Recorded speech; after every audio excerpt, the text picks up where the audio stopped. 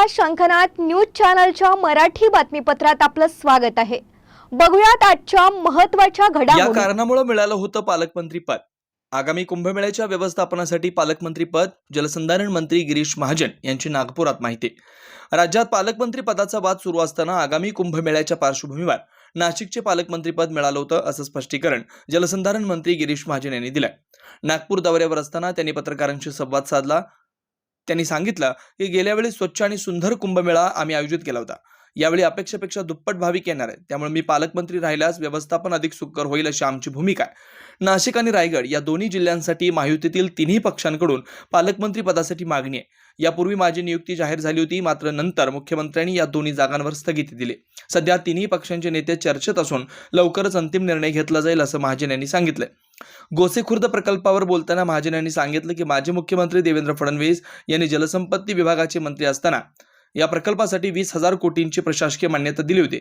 येत्या 1.5-2 वर्षात हा प्रकल्प पूर्ण केला जाईल। पद तुम्हालाच मिळणार असल्याची मी आता क्रीडा स्पर्धेसाठी आलो ते विचारायचं नाही। माहिती आहे कुंभाची सेवा तुमच्या मार्फत होणार आहे। नाही, खात्रीला कसं काही नाही, आपल्याला सर्वांना कल्पना आहे की 2 ठिकाणी रायगड आणि नाशिक ठिकाणी आमच्या तिन्ही पक्षांमध्ये थोडं सगळ्यांची मागणी पालकमंत्री करा आम्हाला त्या ठिकाणी म्हणून आहे। माझी आधी घोषणा झालेली होती, पण पुन्हा मुख्यमंत्री महोदयांनी नाशिक आणि रायगडला स्टे दिलेला आहे। तिन्ही नेते आमच्या त्या ठिकाणी चर्चा करतायत, बोलतायत। मला असं वाटतं लवकरच हा तिढा सुटेल।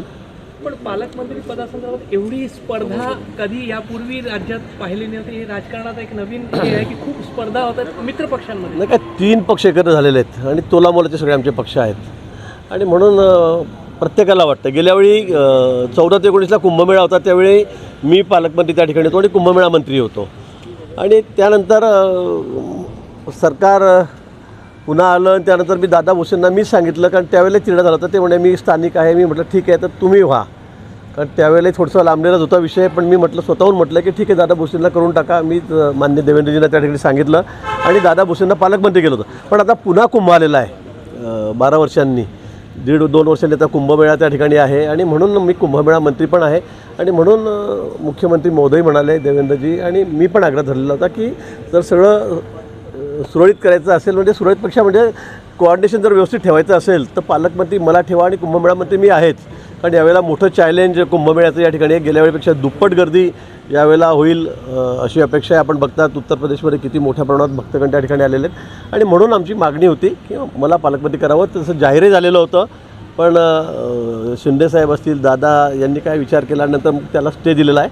मला वाटतं 2-3 दिवसामध्ये त्यांच्यामध्ये चर्चा सुरू आहे, एकमताने त्या ठिकाणी निर्णय होईल।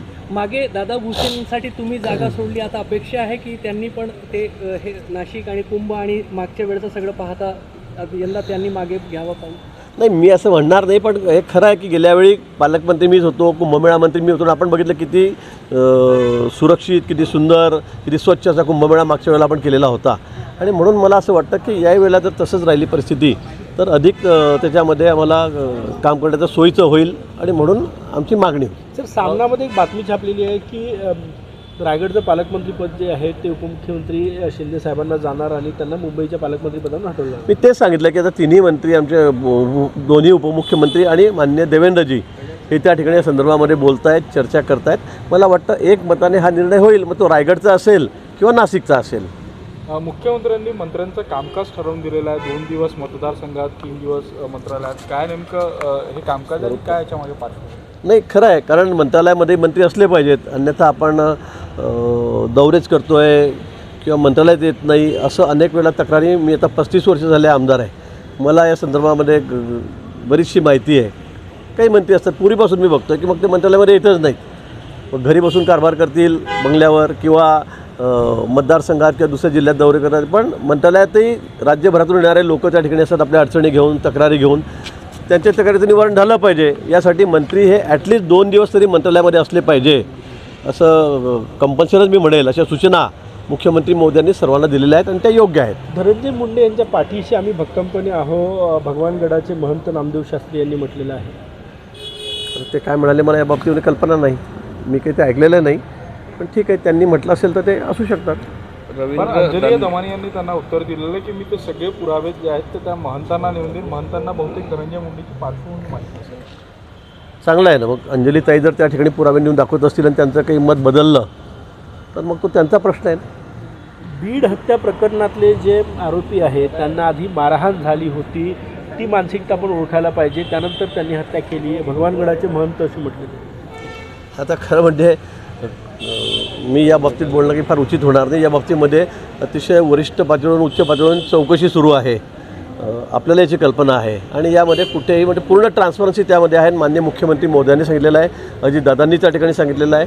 त्यामुळे चौकशी अंती ज्याच्यावर निर्णय घेता येईल किंवा काही बोलता येईल, पण अतिशय पारदर्शकपणे या सगळ्या प्रकरणाची चौकशी सुरू आहे. भोसे खुर्द प्रकल्प महाराष्ट्रात अत्यंत महत्त्वाचा प्रकल्प आहे आणि अनेक गावं अशी आहेत की तिथे काही जमिनी अधिगृहीत केली, काही अजून केलेली नाही. शेतकऱ्यांच्या मागण्या आहे. पाण्याने चारी बाजूनी जमीन वेढलेली आहे, मात्र अधिगृहीत केली जात नाही कारण ती बुडीत नाही आहे. मला वाटतं आत्ताच आपण मान्य देवेंद्रजीच त्यावेळेला त्या खात्याचे मंत्री होते, त्यावेळेला त्याला सुधारित प्रशासकीय मान्यता देण्यात आलेली आहे. जवळपास 20,000 कोटी रुपयाची सुप्रम आपण त्या ठिकाणी दिली आणि त्यामध्ये हे सगळे बुडीत गावं आहेत. लँड ॲक्विजिशनचा प्रश्न आहे, अधिग्रहण करण्याच्या जमिनी त्याचाही प्रश्न आहे, त्याचेही पैसे त्यात घेतलेले आहेत. मला वाटतं लवकरच, कारण आता तो वार लेवलवर देवेंद्रजींनी तर अतिशय वार लेवलवर हा विषय घेतलेला आहे. लवकरच हा प्रश्न त्या ठिकाणी सुटणार आहे. ज्यांना पैसे द्यायचे शेतकऱ्यांना, ज्याचे लँड ॲक्विजिशन झालेले आहेत त्यांना सर्वांना पैसे तात्काळ आम्ही त्या ठिकाणी देणार आहोत आणि हा प्रकल्प अगदी आमच्या वॉर लेवलवर आहे. हा मला या 1.5-2 वर्षामध्ये पूर्ण करायचा आहे. काही जमिनी बुडाले नाहीत, चारी बाजूने पाण्याने वेढलेले, पण बुडीत नाही म्हणून आम्ही अधिग्रहण करणार नाही असा आपला विभाग म्हणतो. मला वाटतं, मला या बाबतीत अजून काही पूर्ण माहिती नाही, पण निश्चित शेतकऱ्यांना न्याय देण्याचा आम्ही या ठिकाणी प्रयत्न करू. आपण हारलो म्हणून काहीतरी बोलायचं म्हणून विरोधक बोलत आहेत. पुन्हा भेटूयात नवीन बातमीपत्रासह. तोवर नमस्कार.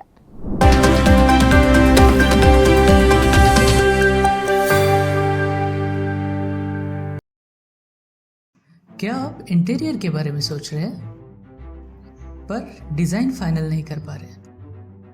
होम इंटीरियर या ऑफिस इंटीरियर, किसी भी डिज़ाइन आइडिया को रियलिटी में कैसे बदले, आज हम ये जानेंगे इंडस्ट्री एक्सपर्ट्स से। हमारी कंपनी जो है डिज़ाइन ब्यूरो, उसमें interior designing, renovation, architectural design, landscaping end renovation, furnitures, ये सारे जॉब्स हमारे यहाँ होते हैं और पिछले 20 साल से हम लोग इस फील्ड में हैं और इसमें 2 से 3 कैटेगरी आप इसको डिवाइड कर सकते हैं, जिसमें कि हम रेसिडेंशियल बोलते हैं, कमर्शियल बोलते हैं और रिनोवेशंस बोल सकते हैं। बेसिकली क्लाइंट्स की नीड्स को अंडरस्टैंड करना, सो नीड बेस्ड एनालिसिस हमारे यहाँ होता है।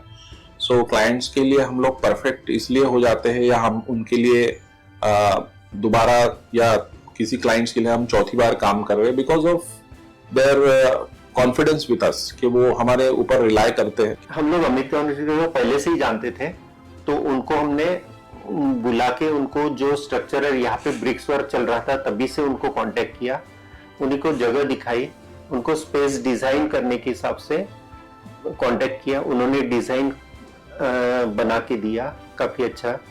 जो भी उसमें जो भी चेंजेस थे उनको वर्कआउट किया हमने। जब जो मटेरियल लेना था वो साथ में हमारे आए, सिलेक्शन के लिए आए, वो जो भी सारा सिलेक्शन उन्होंने काफी अच्छे से करवाया। जो भी उसके बाद में जो एक्सपेक्ट था उससे ज्यादा बेटर ऑफिस उन्होंने बनवाया। बजट अगर आपका लिमिटेड है तो लिमिटेड बजट में भी आप एक अच्छा इंटीरियर कर सकते हैं, ये हमारा विश्वास है और हमारे क्लाइंट्स के लिए हम वही दे रहे हैं और उसी से हमारा क्लाइंटल बड़ा है। हर क्लाइंट की एक अलग स्टोरी होती है, उनका एक अलग रिक्वायरमेंट्स होता है। कई बार ये सारा मिस आउट हो जाता है, हम अपने डिज़ाइन उन पे लाते हैं, वो नहीं होना चाहिए। उनको क्या चाहिए वो हम डिलीवर कर सकते हैं, बस वो उनके बारे में हमको समझना पड़ेगा। तो हमारे इसमें हम एक ही बोलते हैं कि ड्रीम कम्स ट्रू। आप ड्रीम देख रहे हो, हम उनको फुलफिल करेंगे, वो हमारी रिस्पॉन्सिबिलिटी है।